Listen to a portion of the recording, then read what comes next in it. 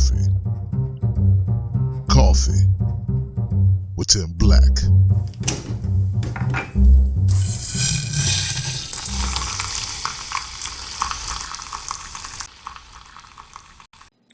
Yesterday, Standing Rock Reservation, there were peaceful protesters. We're talking about water protectors who were just exercising their rights to protest on their own freaking land.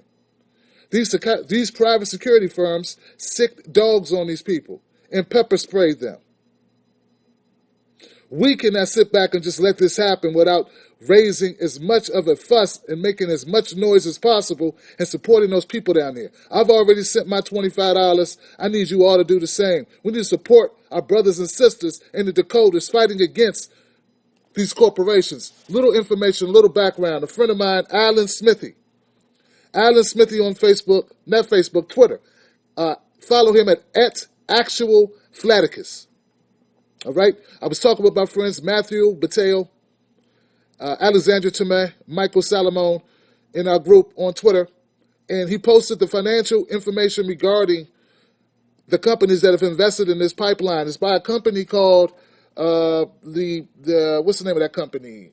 It's a really generic name for a very horrible company. Energy Transfer Partners. Energy Transfer Partners. Now, Energy Transfer Partners is the company, or I would say the umbrella really, for the building of the pipeline. The companies that fund the building of this pipeline are mostly banks.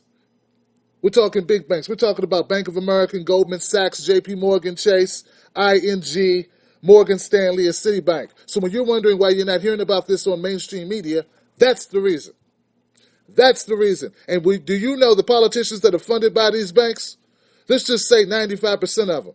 95% of politicians are funded by these banks. That's why this deal is being done. That's why they don't care what you have to say, my brothers and sisters, because they're in the pocket of the banks, and the banks want this.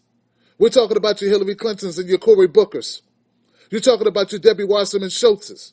They're funded by these banks to make that pipeline go through, guys. That's why it's happening.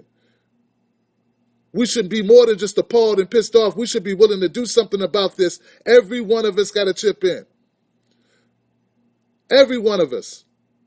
What was beautiful about yesterday is that the people, the water defenders, they stood up. They stood up and they did what they had to do to protect their land and protect the water. Water is life. Hashtag water is life. That's what they did. We're talking about people from not just from these reservations, not just tribal people, but we're talking about people from all over the country and all over the USA and all over Canada came down there to support. People from Washington State, from Iowa, from Dakotas, of course, but across the pond pretty much. So we're all coming together in support of this. So please get the word out. Now you're a little bit more informed. But yes, a number of people. I counted 6 people based on reports. 6 people were bitten by dogs and over 30 people were pepper sprayed. 1 woman was bitten and had to be hospitalized.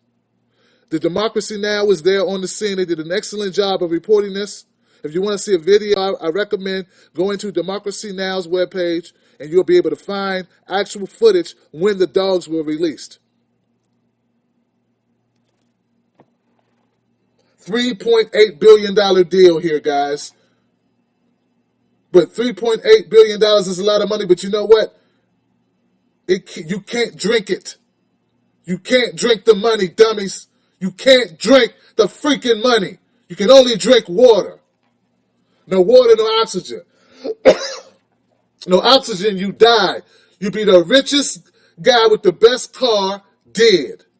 What a bunch of freaking idiots. All right. I'm Tim Black. I wanted to have a good weekend, but it's unfortunate that the world keeps on being full of crap. Coffee. Coffee with Tim Black.